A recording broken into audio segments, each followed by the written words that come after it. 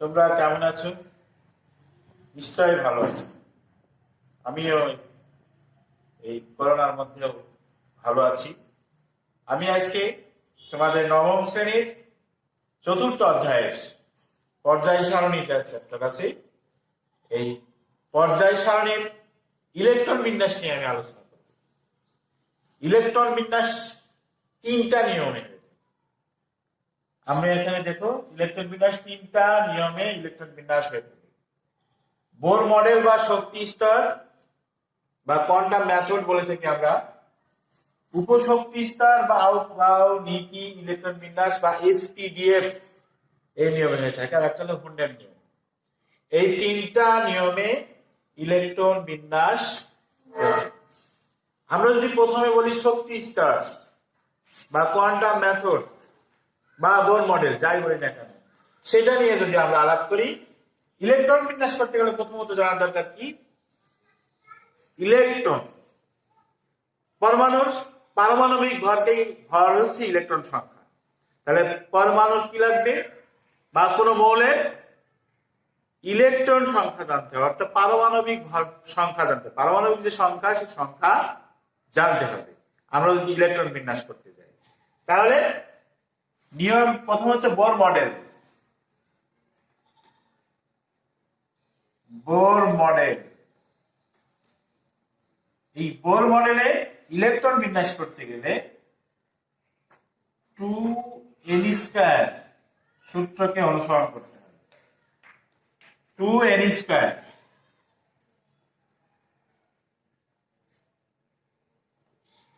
আমরা যদি এই প্রথম স্তর এটাকে দ্বিতীয় স্তর, এটাকে তৃতীয় স্তর এবং এটাকে চতুর্থ স্তর বা শক্তি স্তর বলি। একে প্রথমকে কে সেল,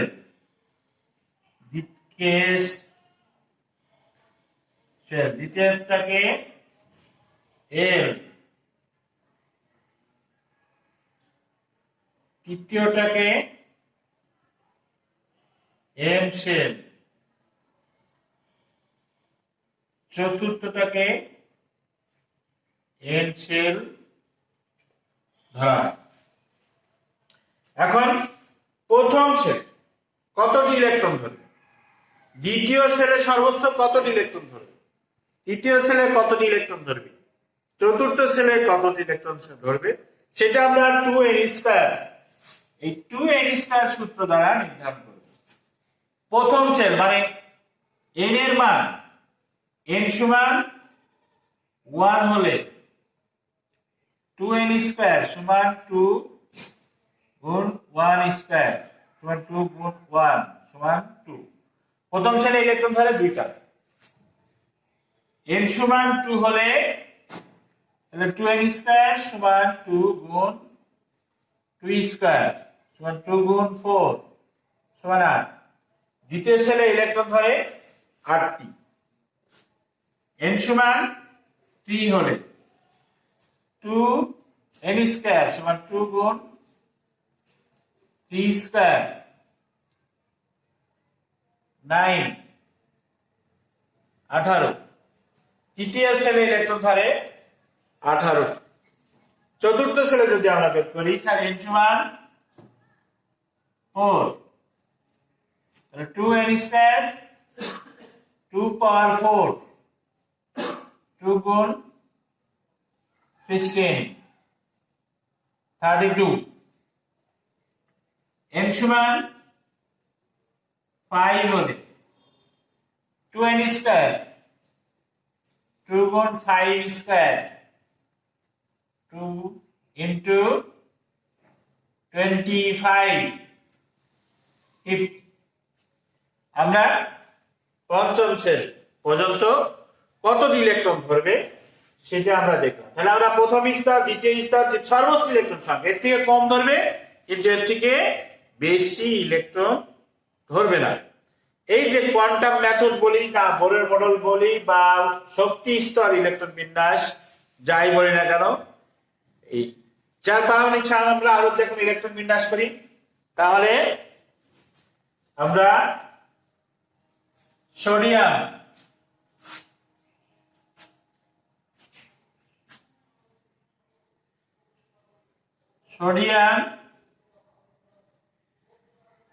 তাহলে প্রথম ছেলে 2টা ইলেকট্রন, দ্বিতীয় ছেলে 8টি,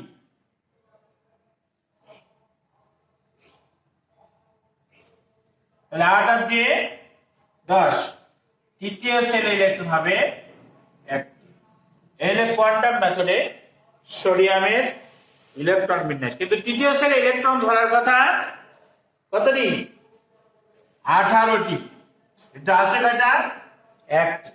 সর্বোচ্চ 18টি ইলেকট্রন ধরবে তৃতীয় ছেলে, তার বেশি ধরবে না, 18টির বেশি ইলেকট্রন ধরবে না। কিন্তু এখানে একটা আছে, 1 থেকে 18টি ইলেকট্রন তৃতীয় ছেলে ধরবে। আমরা আরেকটা ইলেকট্রন বিন্যাস কোয়ান্টাম মেথডে দেখাই, তাহলে আমরা যদি ম্যাগনেসিয়াম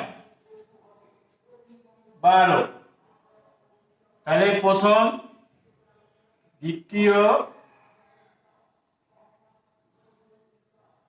প্রথম ছেলে 2টা, দ্বিতীয় ছেলে 8টি,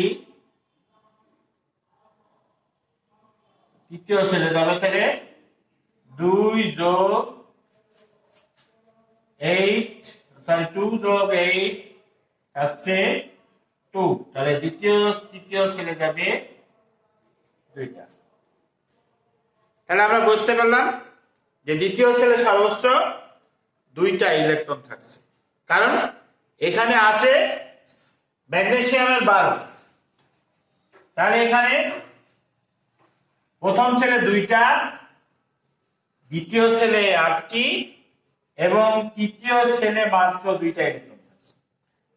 তৃতীয় ছেলে আমার সর্বোচ্চ ইলেকট্রন থাকার কথা 18টি, কিন্তু এখানে আছে 2টা, সর্বোচ্চ ধরবে 18টি, 18টি বেশি ধরবে না, 18টির নিচে ধরবে, 1 থেকে 18টি ইলেকট্রন ধরবে। এ হচ্ছে বোরের মডেল, ইলেকট্রন বিন্যাস বা কোয়ান্টাম মেথড বা শক্তি স্তর ইলেকট্রন বিন্যাস।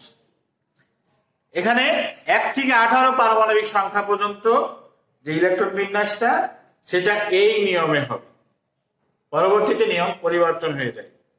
আমরা দ্বিতীয় নিয়ম যদি বলি, তাহলে আমরা বুঝি উপশক্তি স্তর বা নীতি বা এসপিডিএফ বলি। আমরা এসপিডিএফ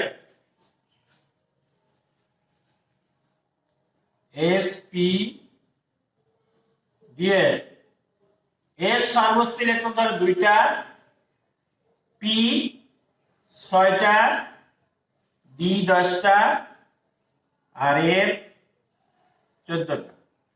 সর্বোচ্চ ইলেকট্রন ধরবে এস 2টা, পি 6, ডি 10 আর এফ হচ্ছে 14টি। একে বলা হয়েছে এসপিডিএফ, উপশক্তি স্তর। উপশক্তি স্তরে যে ইলেকট্রন বিন্যাস সেটাকে নীতি বা উপশক্তি স্তরের এসপিডিএফ নিয়মে বা উপশক্তি স্তরে বলা হয়েছে। বলছি আমরা যেখানে এস ধরে 2, পি ধরে 6, ডি ধরে 10, এফ ধরে 14টি ইলেকট্রন, সর্বোচ্চ এই ইলেকট্রনগুলি ধরবে। এইখানে নির্ভর করে এস উপশক্তি স্তরে যাবে না পি উপশক্তি স্তরে যাবে না ডি উপশক্তি স্তরে যাবে, এফ উপশক্তি স্তরে। তার একটা হচ্ছে এল এম প্লাস এল এর মানের উপর, নিম্ন মানে উচ্চ মানের থেকে নিম্ন মানের দিকে নিম্ন উপশক্তি স্তরে ইলেকট্রন বেশি ধাবিত হয়। আগে নিম্ন যে মানটা সেই মান উপস্তর পূরণ করার পরে উচ্চ শক্তি স্তরে উপশক্তি স্তরে ইলেকট্রন স্থানান্তর হবে। এই নিয়মটা হচ্ছে n plus l, n plus l। এই নিয়মে এই শক্তি স্তর নির্ভর করে। s সমান 0, s এর উপশক্তি স্তরের এই l এর মান 0, s সমান 0, p সমান 1, d সমান 2, f সমান 3 উপশক্তি স্তরের মান নির্ণয় করে। আমরা যদি এখন পটাশিয়াম 19, পটাশিয়ামের পারমাণবিক সংখ্যা 19, এই পটাশিয়ামের ইলেকট্রন বিন্যাস করলে আমরা বুঝতে পারবো 1s2, 2s2, 2p6, 3s2, 3p6, এইখানে 3d নামে 4s1, এখানে 3d নামে 4s1, 3d নামে 4s1। তাহলে এখানে দেখো ডি তে না ঢুকে এসে কেন যাচ্ছে আমরা সেটা দেখি। তাহলে 3d, তাহলে 3 প্লাস n এর মান 3 আর d হচ্ছে d এর মান কত 2, তাহলে 2 কত আসছে 5। d এর উপস্তরের মান শক্তি স্তরের মান আসছে কত 5 আর 4s এর 4 প্লাস 0, তাহলে হচ্ছে 4s এর মান কত আসছে 0। তাহলে 4s এর মান হচ্ছে নিম্ন কম আর d3 মান হচ্ছে বেশি 5, যখন d3 তে না যে এখানে 4s উপশক্তি স্তরে প্রবেশ করলো ইলেকট্রন। এভাবে এই নিম্ন এবং উচ্চ শক্তি স্তরের উপরে নির্ভর করে ইলেকট্রন কোন শক্তি স্তরে যাবে, কিন্তু আমাদেরকে যখন লিখতে হবে তখন সাজায়ে লিখতে হবে। এছাড়া আরেকটা নিয়মে এইটা করা যায়,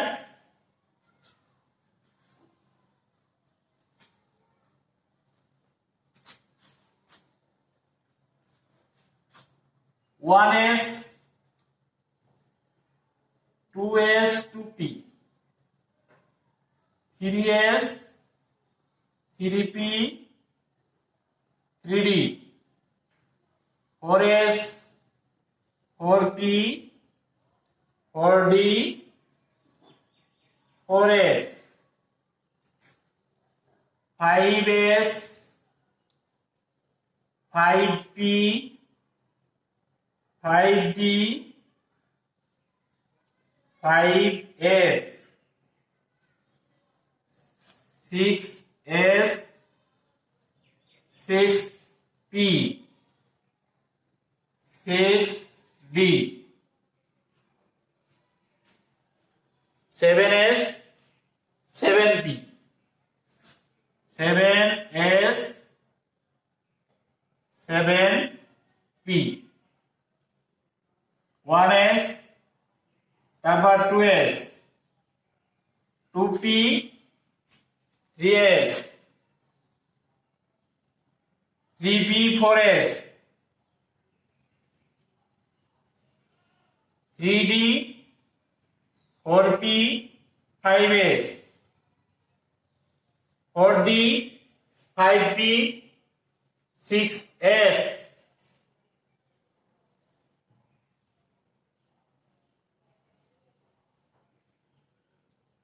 এভাবে প্রথমে s, তারপর 2s, তারপর 2p, তারপরে 3s, তারপর 3p 4s, 3d 4p 5s। অর্থাৎ এখানে 3d পূর্ণ করি 4f আসবে না, যদি 4p 5s দিও, 4p এবং 5s দিয়ে যদি ইলেকট্রন পূর্ণ হয়ে যায় তাহলে 4f ঢুকবে না, 4f আসবে না।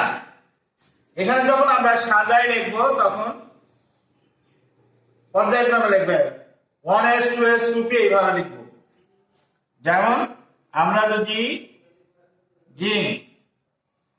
জিঙ্কের কত 30 এর ইলেকট্রন বিন্যাস করি 1s2 2s2 2p6 3s2 3s2 তারপর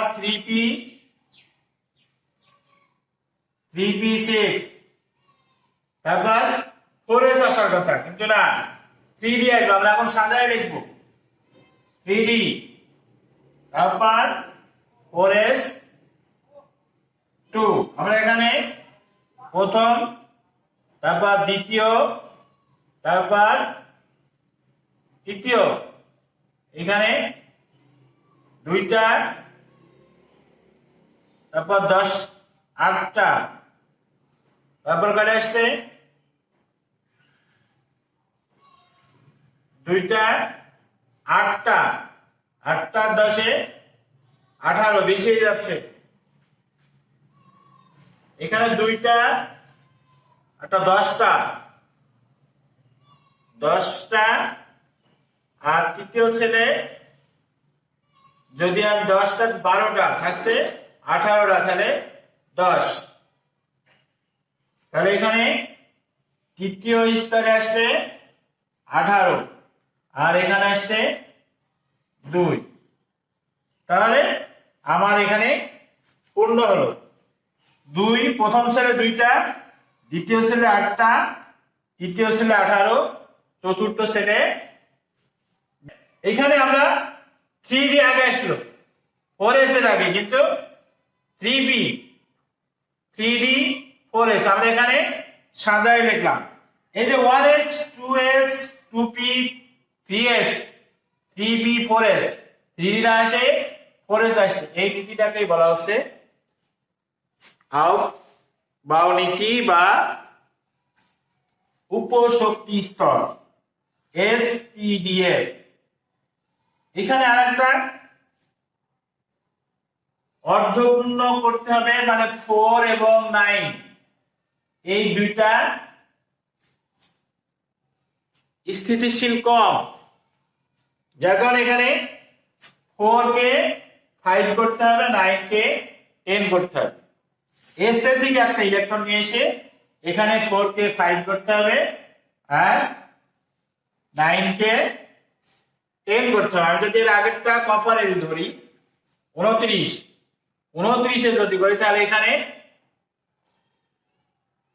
এখানে তখন 9 হয় আর এখানে 2 হয় কিন্তু 9 কে রাখা যাবে না এইখান থেকে একটা ইলেকট্রন নিয়ে এসে এখানে 10 করতে হবে আর এখানে একটি ইলেকট্রন দিতে হবে। এই ইলেকট্রন এটা আমরা বলছি বাও নীতি বা উপশক্তি স্তর। ইলেকট্রন বিন্যাসটা আমাদের রসায়নের একটা গুরুত্বপূর্ণ বিষয়। এই ইলেকট্রন বিন্যাস যদি আমরা শিখতে পারি তাহলে মৌল সম্পর্কে আমরা অনেক কিছু ধারণা পাবো অনেক কিছু শিখতে পারবো। কারণ মৌলগুলি ধাতু না অধাতু ক্ষারীয় না অম্লীয় কোন ধরনের এর যোজনী যোজ্যতা ইলেকট্রন জারণ সংখ্যা সবকিছু আমরা এই ইলেকট্রন বিন্যাস থেকে বের করতে পারি। যার কারণে পর্যায় সারণীর এই ইলেকট্রন বিন্যাস একটা গুরুত্বপূর্ণ বিষয়। রসায়ন শিখতে গেলে ইলেকট্রন বিন্যাস শিখতে হবে এবং ভালো করে ধারণা নিতে হবে ভালো করে শিখতে হবে।